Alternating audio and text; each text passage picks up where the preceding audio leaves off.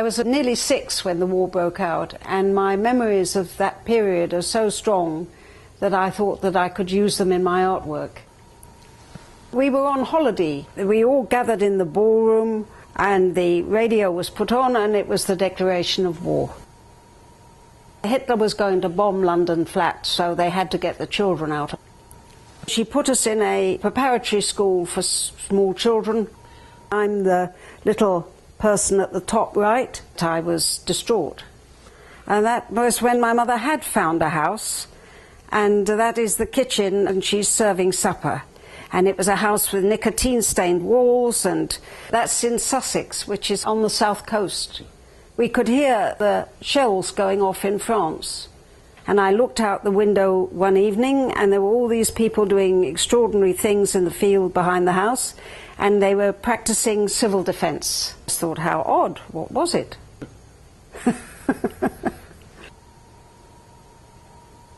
Well, there was a lull in the war, and everybody thought, all right, we'll go back to London.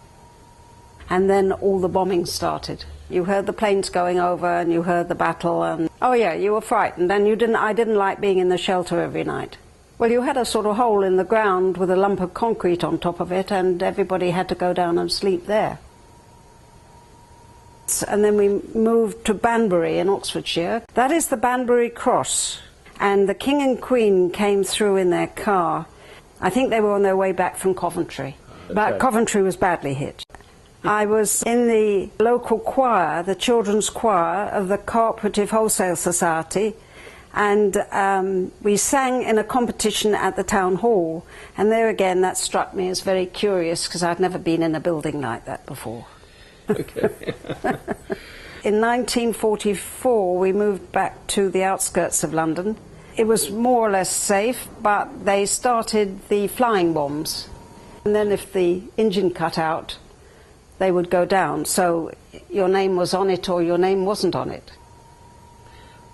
In 1945, we used to go to the cinema every week, and we saw the Pathé newsreel. This was of the troops going into Belsen. Everybody was very shocked. Because I was Jewish and I realized that a lot of these people would have been Jewish, I was very affected by it.